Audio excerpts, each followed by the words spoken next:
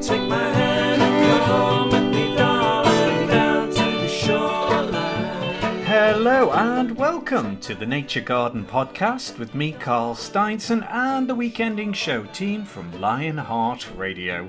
Come along with us as we take a bonny wee wander along nature paths, shorelines, riverbanks, through woods and wetlands, parks and gardens, and it's a chance to hear some great music and Northumbrian stories. On today's show, we're full of positive vibes for the return of spring and the joy of being back in the garden. Tom Pattinson is contemplating the lawn, first cuts, salads and vegetables. Tom Cadwallender's welcoming back puffins and has news of how a blacksmith has helped kittiwakes to nest.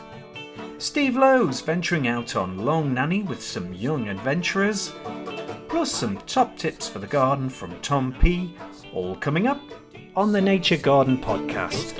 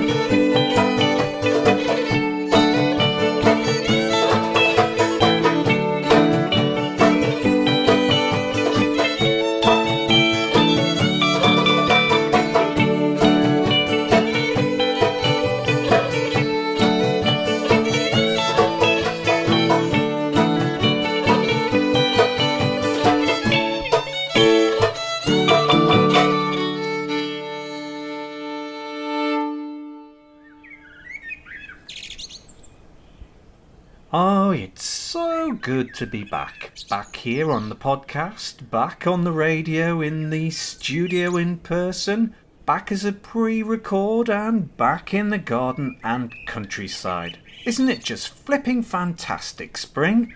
So let's begin our podcast adventures this season with Tom Pattinson in his garden near the sea in sunny Northumberland. Well, maybe not so sunny, but at least it's reasonably toasty in the greenhouse, Tom? Welcome back to gardening.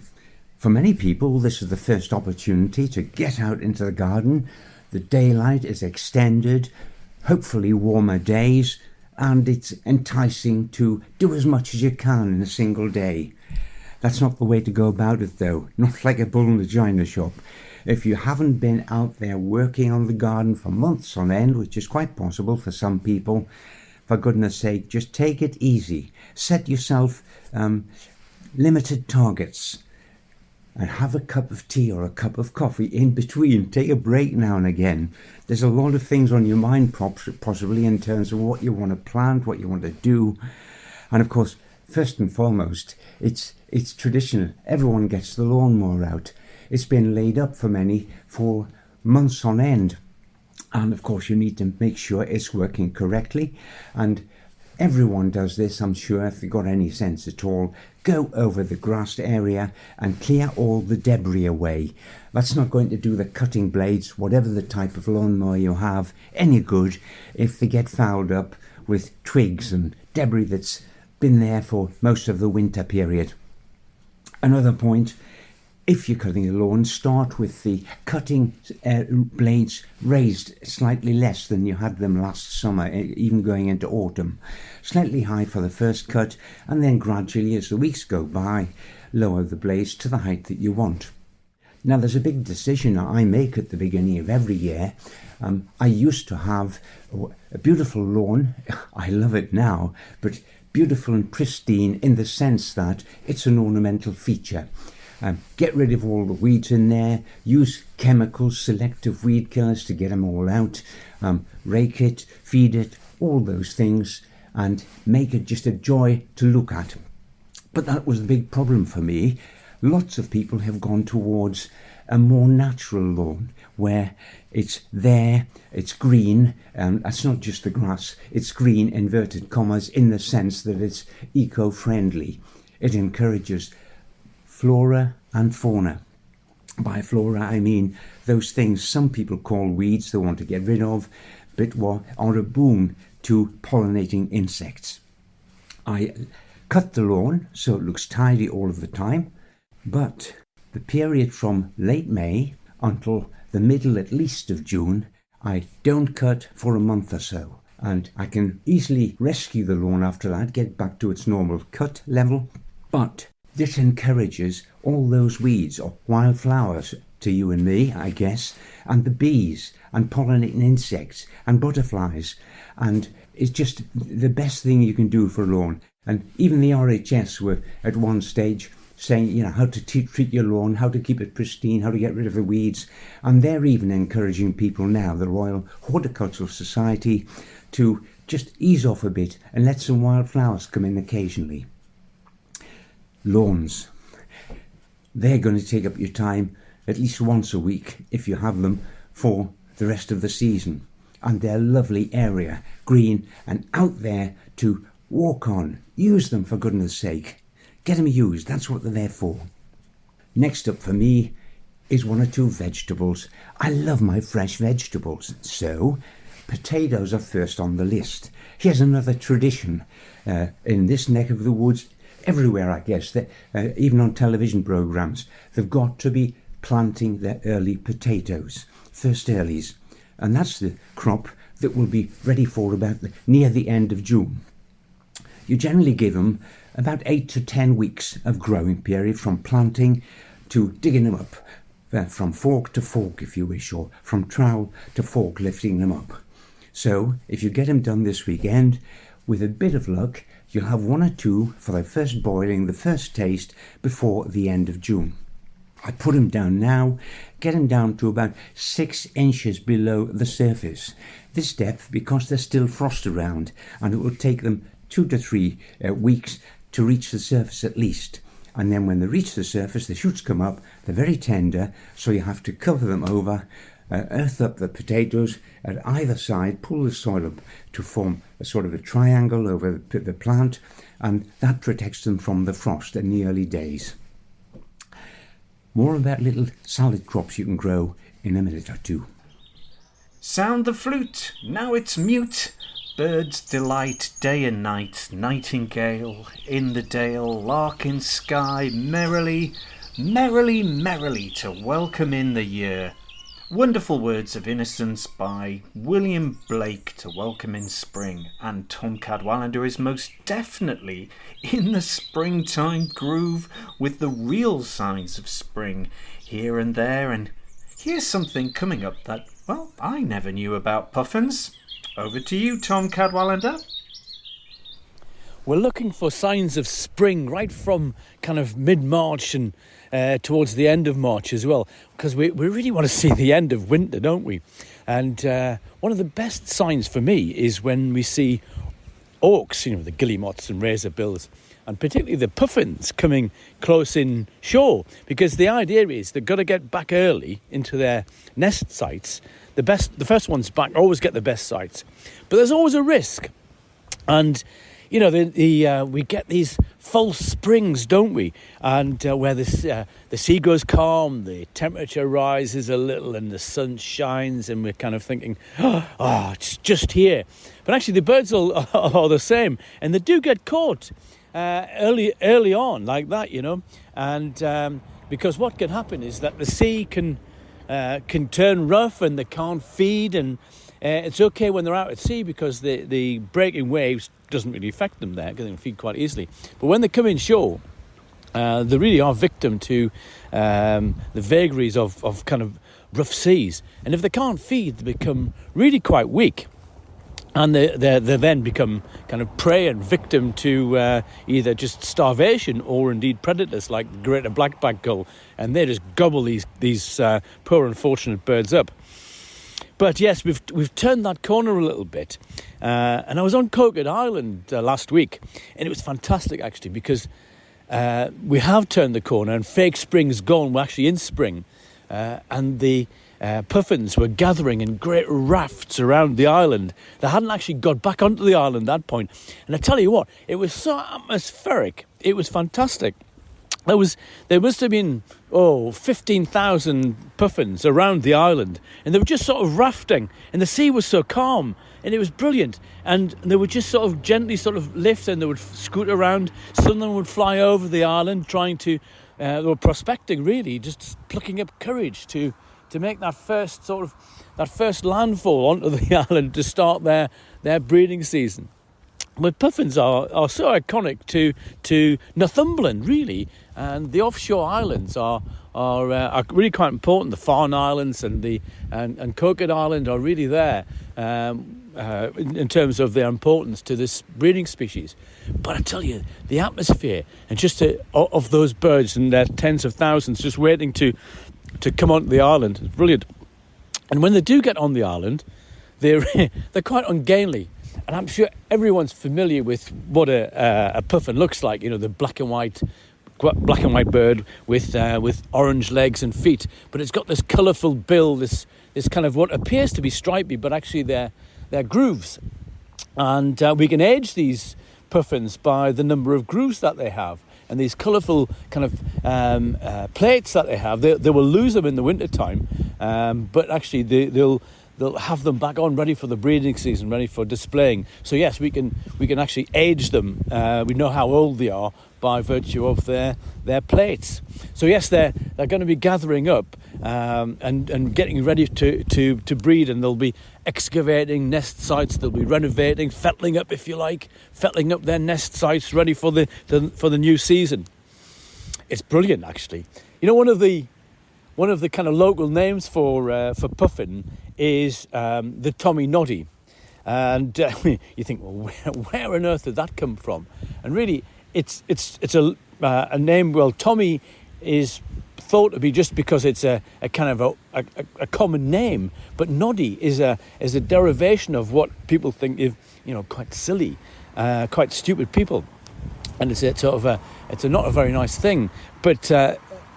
The idea is that people thought puffins, because they're quite ungainly on land, and they look a bit stupid on land because they are ungainly. They've been nicknamed Tommy Noddies. But in the Scottish Islands, you know, in northern Scotland, they're called Tammy Norries, which is almost the same, but that's more of a term of affection than anything else. But anyway, that's a little bit of kind of the folklore about puffins. But they do tend to gather in really quite big numbers on these islands. And there seems to be plenty of fish around this year. So we're hoping for a good breeding season. And the iconic images of puffins carrying fish to their young ones will be in everyone's mind, and kind of how these the sand eels, which is their preferred food source, food type, they will carry them in there, and their bills will carry them horizontally in their bills. Usually sort of 5, 8, perhaps 10 fish in there, but they can get up to 40, 45, perhaps even 50, and it has been recorded.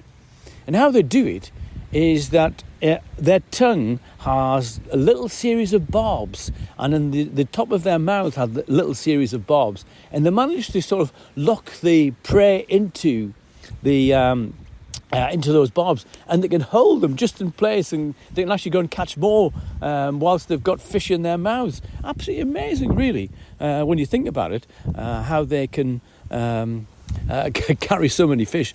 But in the air, they're so ungainly.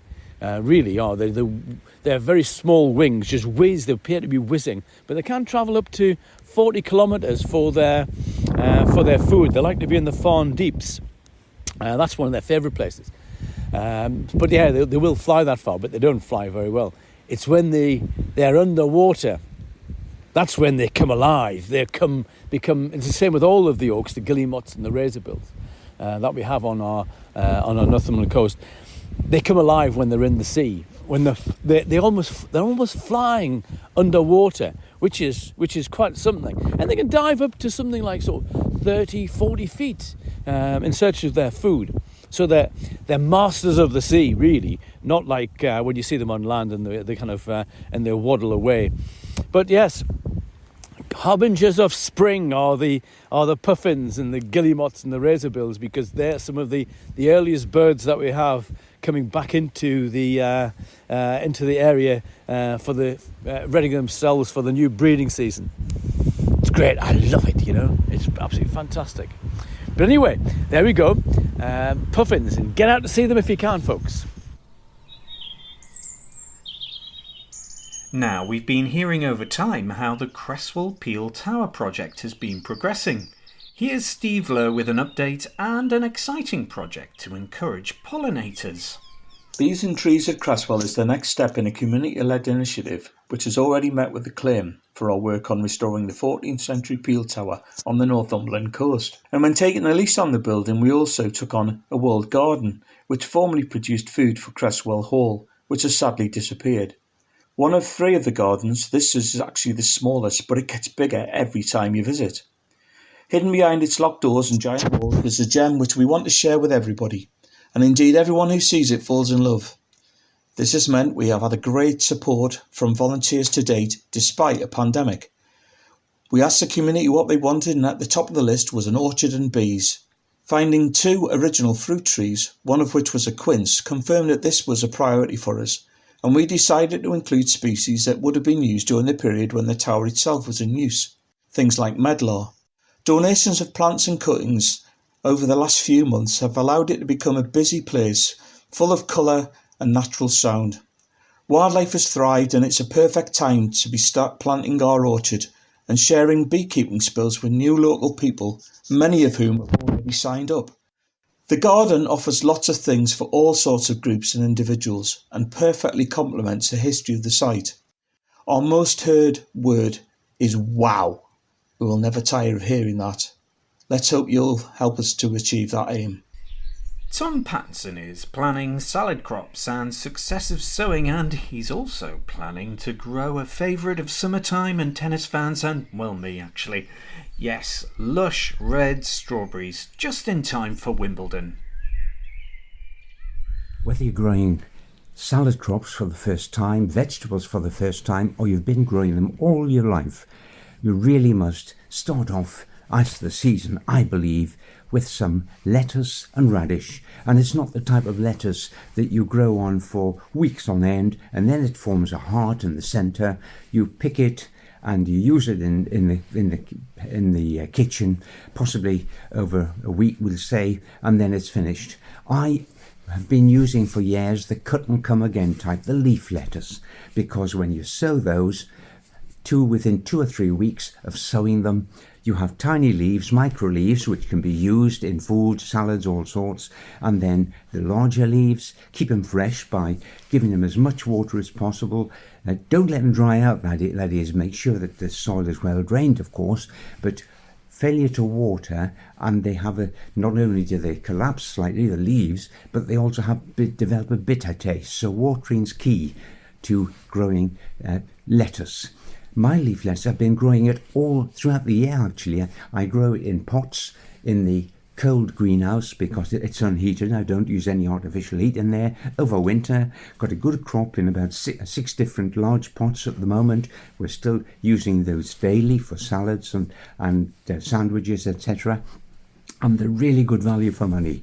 I generally go for the red-leaved one, Lollo Rosso, or for the salad bowl.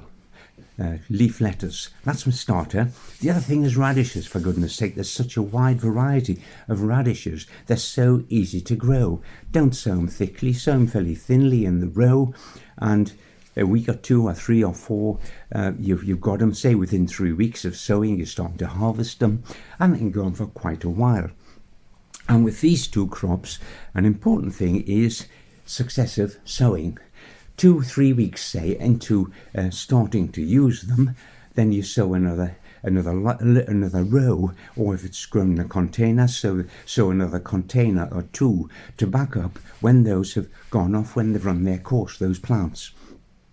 Dead easy, and if you're growing them outside, at the moment, we're just getting enough warmth in the soil to support germination and growth of lettuce and radish.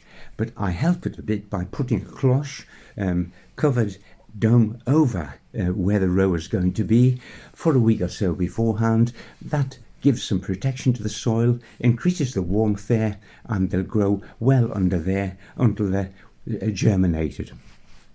The other thing that's so easy to grow is a strawberry plants. I've been potted some up and put them in the unheated greenhouse about February, and they've got flowers on now and young fruits, some of them. And this way you can have them ripe well before Wimbledon starts.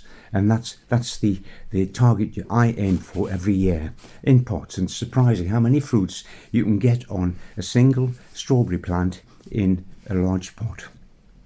They are coming on fine at the moment, but if you want to grow them outside, get one of those strawberry towers where they go upwards, the planting pot with little holes in here and again, filled with compost, and you pop your plants into there.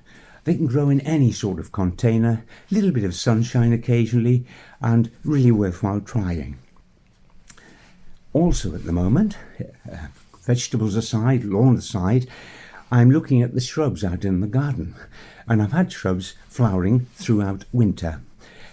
Viburnum tinus, which is the evergreen type with the white clusters of flowers which have no scent, and of course the other viburnum, which is Viburnum dawn, which is deciduous over winter, but it has those beautiful clusters of pink-tinged flowers, highly fragrant.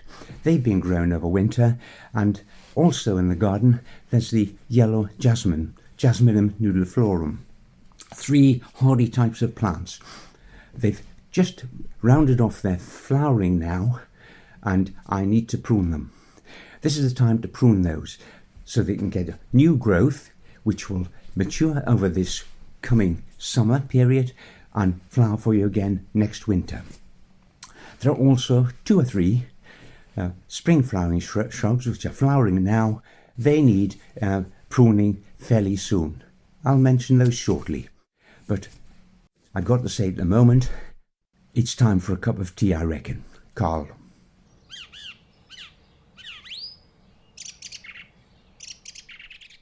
Have you ever wondered how a certain bird that festoons our famous Tyne Bridge that spans the River Tyne at Newcastle Gateshead got its name? Well, here's Tom Cadwallender with maybe a clue and an amazing story of how a blacksmith has helped this most elegant of birds. Kittiwake, kittiwake, kittiwake, kittiwake, kittiwake. That is the sound, well, my attempt at the sound of the kittiwake. The kittiwake is a seabird, and I hate to use the term seagull. You know, I hate to use the name seagull because there's no such thing. But if there was, it would be the kittiwake. They spend so much time out at sea. It's amazing. They travel for thousands of miles. They spend their winter in the North Atlantic, getting across to Greenland, getting across to even to Newfoundland. You know, some of the Farne Islands kittiwakes have kind of been found as far out as that, but that's where they spend their winter. But they are a very familiar species, though. They come in and nest on our offshore islands. They even nest on buildings.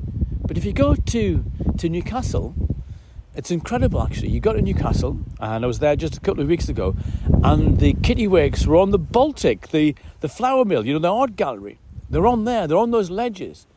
So they're nesting something like 15 kilometres inland, which is incredibly unusual. In fact, Newcastle upon Tyne has the furthest inland breeding kittiwakes anywhere in the world. Now, that is some accolade, that for me.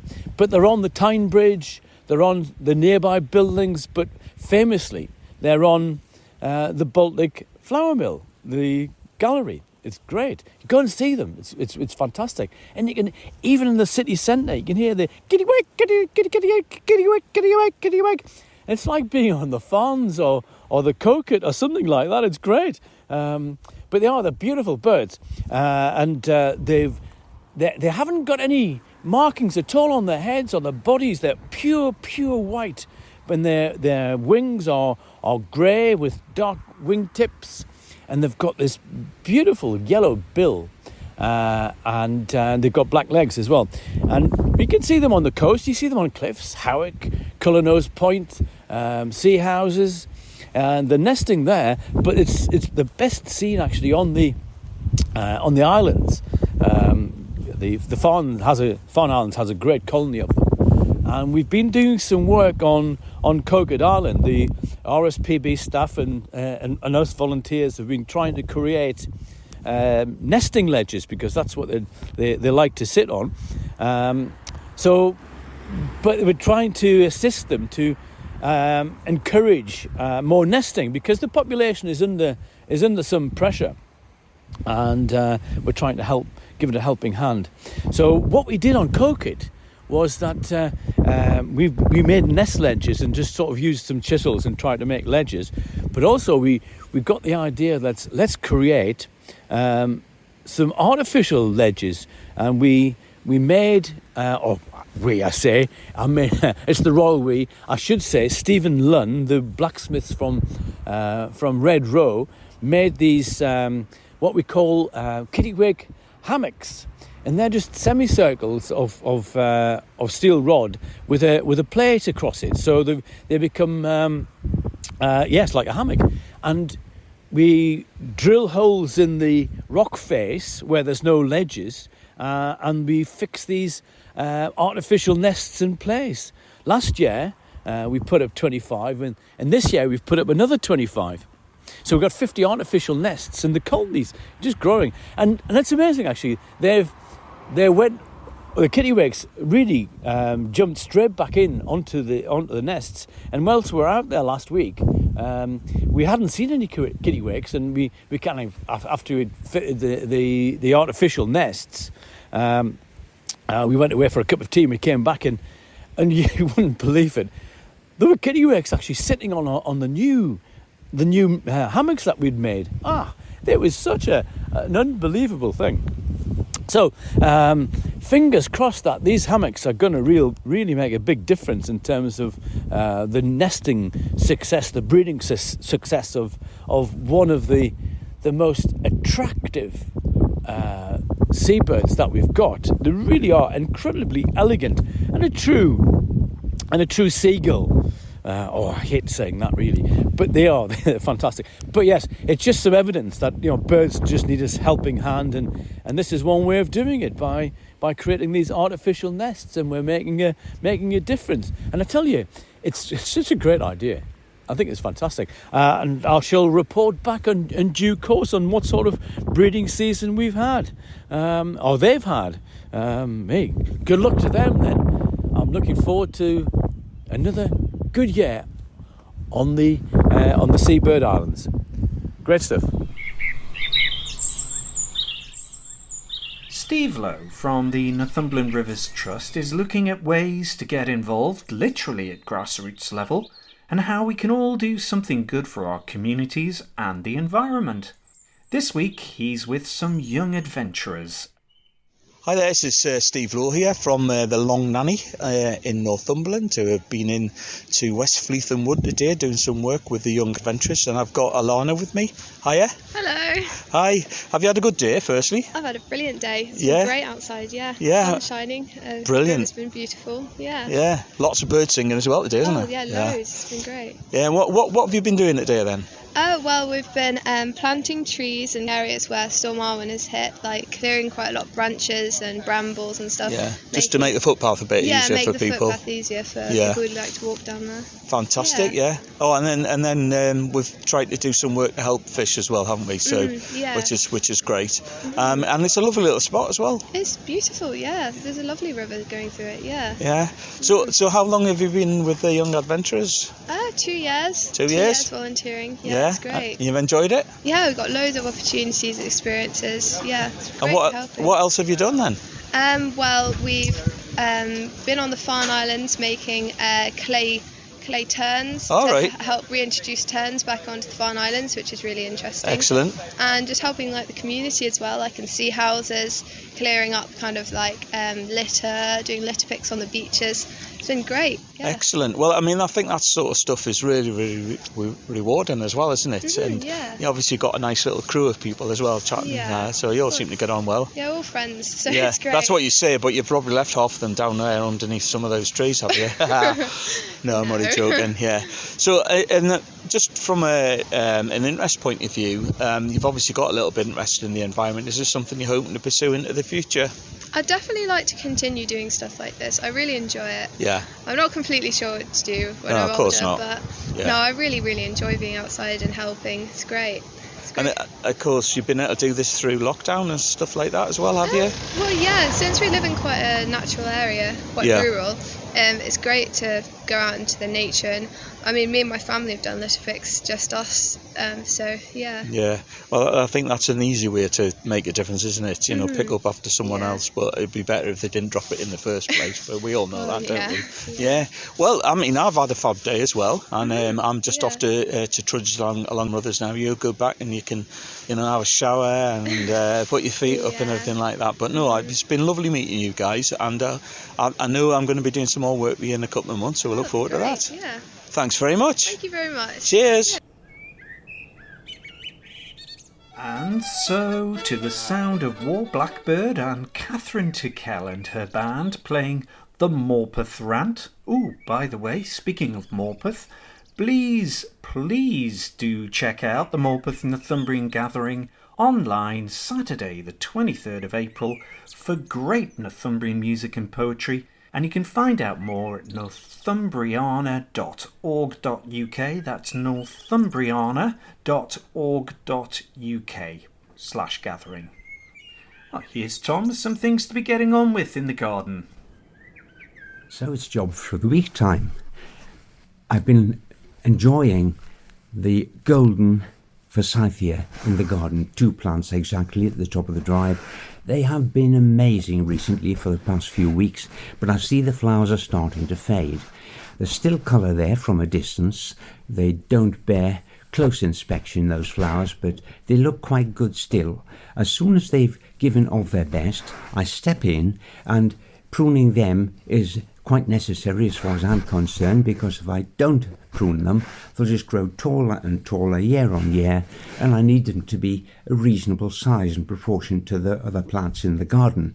So, a bit like raspberries, some of the raspberries to prune, as soon as the raspberries have finished fruiting, you cut out all the canes that have produced fruit, flowers then fruit, and then this encourages young canes to grow up and to ripen for next year.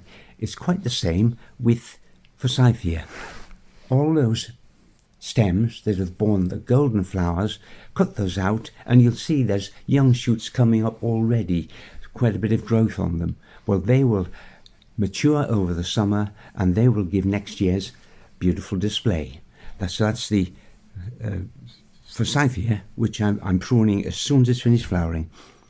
I'm looking around at other plants in the garden, and they're starting off a new life. They've just awakened after winter, and I think of what do I think of first thing in the morning, apart from, oh, it's good to be alive. Go downstairs, have a cup of tea and some toast or something. Of course, we need some nourishment to start us off for the day. That's exactly what plants need this time of year. So I go around feeding and then mulching, so that the roots remain rather cool under the mulch, organic mulch, and of course that it keeps them semi-moist. The sun doesn't have the same beating effect on those roots when they're left with bare soil on the surface. So what am I feeding with? Well, I stick to an age-old one. It could be National Growmore, if you wish, which is balanced in NP and K, but I go for fish, blood and bone, and it's a good organic feed. Sprinkle it around. It goes around the shrubs, the base of the shrubs, the fruit, the apples, the pear, the soft fruits and bushes, everything in the garden.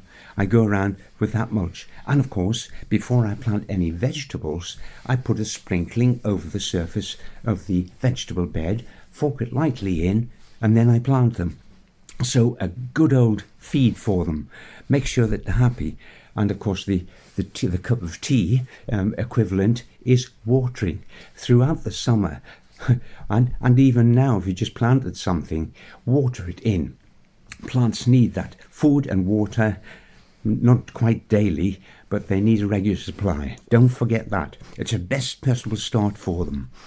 Weeding between shrubs and the veg and the fruit before you get cracking with it is essential too. You don't want to encourage the weeds. Make sure that all of the food substance goes into the plants you are concentrating on. Out there at the moment, you've quite a lot of plant plugs available as well. Some people grow their own from seed and stem cuttings. Well, I do some of that, but I also buy 1 or 2 plug plants.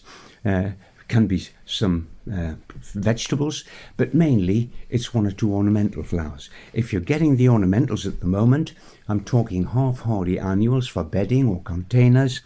Remember, it's still just on the point of going into May shortly, and then we can have frosts throughout May. So they need a little bit of protection when you bring them home. You don't plant them out straight away. You've got to give them some sort of protection, either in a garden room with not too much warmth in there during the day. My unheated greenhouse is ideal because I can control the heat in that during the day.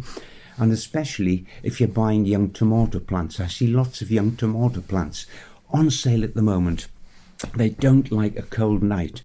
Even without the frost, just a cold night, the leaves go blue. It gives them a check, sets them back a bit. So make sure they're not lost in that respect.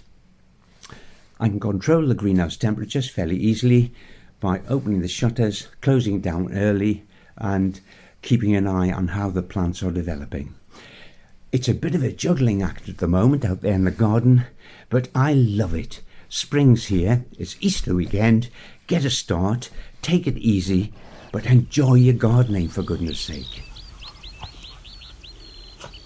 You've been listening to Gardener Tom Pattinson, Birder Tom Cadwallender from the British Trust for Ornithology, and Steve Lowe from the Northumberland Rivers Trust and Cresswell Peel Tower Project.